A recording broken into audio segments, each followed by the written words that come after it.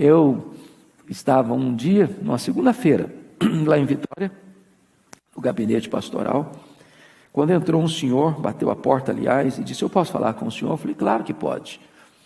E ele se apresentou e disse: eu me chamo Ricardo, e eu estive aqui na igreja ontem, no domingo. Eu disse para ele: você é muito bem-vindo, Ricardo, é um privilégio ter você aqui. E ele olhou para mim e disse: mas eu não vim participar do culto. Eu perguntei: mas então você veio fazer o quê?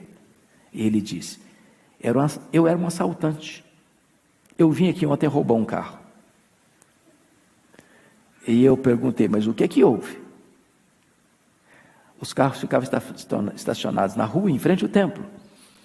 Ele me disse: enquanto eu estava lá olhando os carros, que carro eu ia levar, eu escutei uma música que saía de dentro do templo. E eu fui atraído irresistivelmente. E do jeito que eu estava com meu revólver 38 na cintura, eu entrei. E quando eu entrei, uma força maior do que a minha me impactou.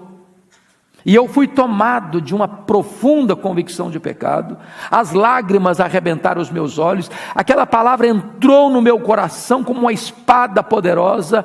E eu reconheci o meu pecado e eu me rendi aos pés do Salvador. Fui para casa chorando ontem à noite. Quando eu cheguei em casa, a minha mulher me perguntou: Ricardo, quem te machucou? Alguém feriu você?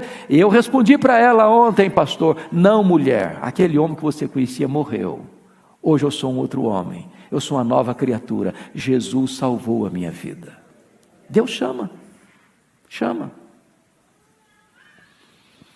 John Newton foi salvo no porão do seu navio, numa tempestade terrível. Ele, que era um homem carrasco, cruel, que comercializava escravos, trazendo-os da África, vendendo-os na América, e ali naquele desespero de uma tempestade, ele clama aos céus, e o Senhor o socorre, e ele é convertido, para escrever depois o magnífico hino, Maravilhosa Graça. Ele chama aos que Deus predestinou, a esses Deus também chamou. E Paulo vai falar agora do terceiro elo, do quarto elo desta corrente da graça, quando diz assim: e aos que Deus chamou, a esses Deus também justificou. Note você que há uma sequência lógica: conheceu de antemão, predestinou, chamou, agora justificou. Posso lhes dizer que aqui está o coração da Bíblia. Se você não entender justificação, você vai viver uma vida cristã insegura. Eu estava dando uma palestra semana passada e eu fiz essa pergunta para a pessoa que me convidou: você tem certeza da sua salvação? E a pessoa disse: não, acho que não é possível ter isso. E aí ele disse assim: eu sou arminiano. Eu disse: vamos pensar fora da caixa, vamos pensar fora da nomenclatura, vamos deixar que a Bíblia fale, vamos ouvir a voz da Escritura. E aí eu perguntei para ele assim: o que é justificação? O que é justificação? O que significa você dizer: eu fui justificado? O que significa isso? Vamos entender um pouquinho melhor sobre isso. A Bíblia diz que todos nós vamos ter que um dia comparecer perante o tribunal de Deus para dar conta da nossa vida. A Bíblia diz que no dia do juízo os livros serão abertos e nós vamos ser julgados segundo o que estiver escrito nesses livros. Mas a Bíblia diz mais que não tem dessas pessoas que hão de comparecer a esse tribunal nenhuma pessoa justa. Todos pecaram e destituídos estão da glória de Deus. Não há justo nenhum sequer.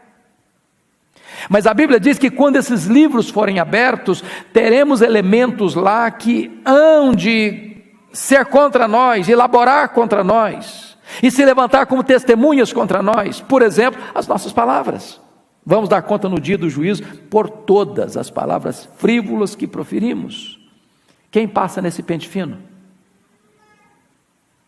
Você já xingou alguma vez? Já? Já contou piada imoral alguma vez? Já falou mal dos outros alguma vez? Já perdeu o controle emocional alguma vez? Já contou uma mentirinha alguma vez? Eu pergunto a você, quem passa nesse critério rigoroso? Ninguém. Mas a Bíblia diz que nós vamos dar conta pelas nossas obras, o que você fez. Seu pai não viu, sua mãe não viu, seu marido não viu, sua mulher não viu, seu vizinho não viu, seu pastor não viu, sua igreja não viu, a lei não viu. Deus estava lá. Quem de nós receberia o carimbo inocente ou justo diante desse critério? Ninguém. Mas nós vamos dar conta também pelas nossas omissões. A Bíblia diz: se você sabe que deve fazer o bem e não faz, isso você está pecando. Quantas vezes nós não fazemos o mal, mas deixamos de fazer o bem? Quantas vezes você deixa de ajudar alguém quando você podia ajudar? E no dia do juízo, Jesus Cristo vai julgar as nações pelo pecado de omissão. Estive com fome e não me deste comer, estive com sede e não me deste beber, estive nu e não me vestiste, estava forasteiro e não me abrigaste, estava doente e não fostes ver-me, prisioneiro e não fostes me ver. E aí você pode pensar, bom, mas eu não conhecia essas pessoas, e Jesus Cristo, todas as vezes que você deixa de fazer uma delas, a mim você deixa de fazer. Quem passa por esse pente fino do juízo de Deus? Ninguém, irmãos. Mas o que é mais grave, a Bíblia chega a dizer que você e eu vamos ser julgados no dia do juízo pelos nossos pensamentos, pelos nossos desejos, pelas nossas motivações. E preste atenção nisso: nenhum tribunal da terra tem competência para julgar foro íntimo. Você chega diante de um juiz e ele acusa: você está sentindo isso? Não, o senhor não pode me acusar disso, o senhor não está vendo meu coração. O senhor pode me julgar o que eu fiz, não o que eu senti, não o que eu pensei. Porque ninguém conhece o que você sente, o que você pensa, a não ser o próprio Deus. Eu não sei se vocês já leram a Bíblia nessa perspectiva em Romanos capítulo 7. Paulo, quando está argumentando a questão do pecado, ele diz que foi o 10º mandamento do decálogo que deixou nele a convicção de que ele era pecador. Mas por quê? Porque os 9 primeiros mandamentos da lei de Deus são mandamentos objetivos, que qualquer tribunal da terra pode olhar, legislar e julgar. Não terás outros deuses, não farás mais de cultura, não tomarás o nome do Senhor teu Deus em vão, guarda o dia de sábado, honra teu pai e tua mãe, não matarás, não adulterarás, não furtarás, não dirás falso testemunho. Qualquer pessoa olha e julga. Qual é o 10º mandamento? Não cobiçarás. Quem vê cobiça? Só Deus. Você pode ter uma auréola de santidade na cabeça e estar com o coração tomado de cobiça, pois o tribunal de Deus julga foro íntimo. Quem escapa? Quem escapa? Você teria coragem de contar para todo mundo o que você pensou essa semana? Teria? Passou pela sua cabeça algumas coisas muito assim esquisitas? Você tem vergonha até de você mesmo? Se Deus vai nos julgar por esses critérios, e vai, quem escapa? E a resposta é absolutamente ninguém. Ninguém. Aí você pode até argumentar: bom, se o negócio é assim, então eu estou frito, então não tem saída para mim, então ninguém vai ser salvo, então é impossível ser salvo. E se você raciocinou dessa maneira, você está de parabéns, porque é exatamente assim. Impossível. Sabem por que é impossível, irmãos? Porque o critério para entrar no céu é ser perfeito. Vocês sabiam disso, claro. Gente imperfeita não pode entrar no céu. Se entrar um pecado no céu, o céu não é mais céu.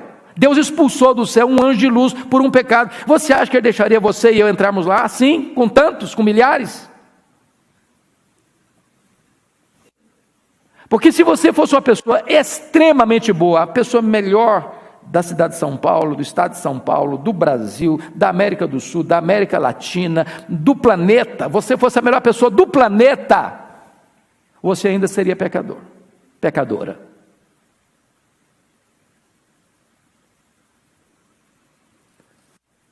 Talvez você tenha argumente assim, bom, mas eu acho que não é justo, porque eu sou uma pessoa boa, faço muita coisa boa.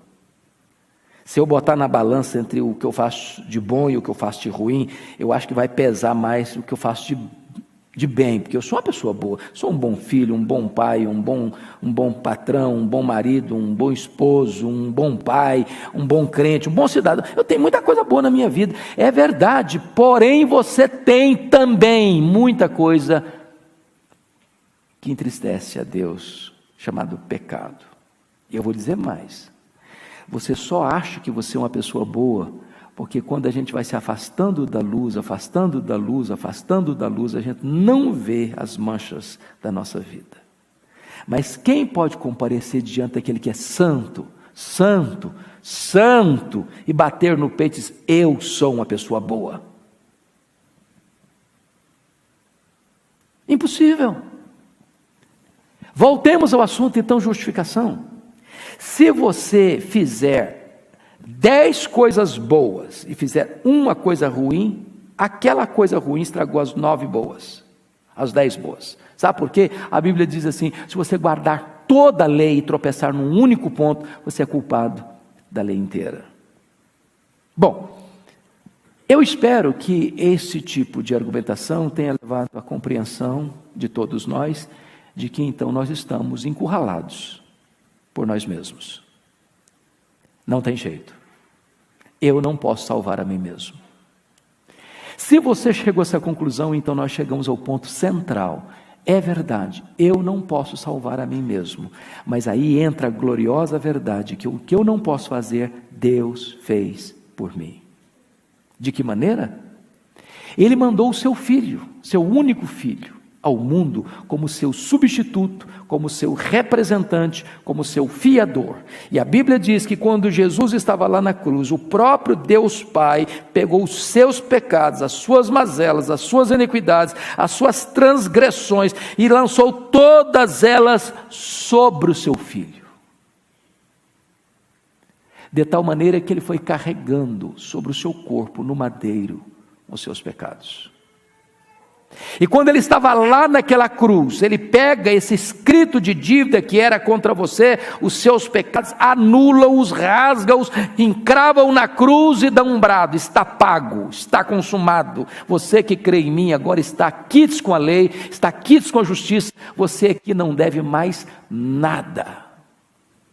Em outras palavras, Deus não colocou na sua conta a sua dívida, Deus colocou a sua dívida na conta do seu filho. O seu filho lá na cruz pagou essa dívida, não com ouro, não com prata, mas com o seu sangue. E agora a Bíblia diz que aquele que não conheceu o pecado, Deus o fez pecado por nós, para que nele nós fôssemos feitos justiça de Deus. Em outras palavras, Deus vai lá na sua conta, no tribunal do céu, e deposita toda a justiça do seu filho na sua conta. Por que isso? Porque justificação não é algo que Deus faz dentro de você. Justificação é obra que Deus fez fora de você, lá no tribunal do céu. Justificação não é um processo, é um ato jurídico, legal, forense. Justificação não tem graus. Não existe uma pessoa mais justificada do que outra. No momento que você creu no Senhor Jesus, você é declarado justo. Nenhuma condenação a mais para você que está em Cristo Jesus, nosso Senhor. Não há possibilidade mais de você ser condenado. A pergunta de Paulo é essa: quem intentará acusação contra os eleitos de Deus? Resposta: é Deus quem os justifica. Pensa comigo no Brasil. Há pessoas que foram condenadas na primeira instância. O que acontece? Ela não é presa. Aguarda a sentença da segunda instância. E a segunda instância dá também lá, não é presa, vai para a terceira instância.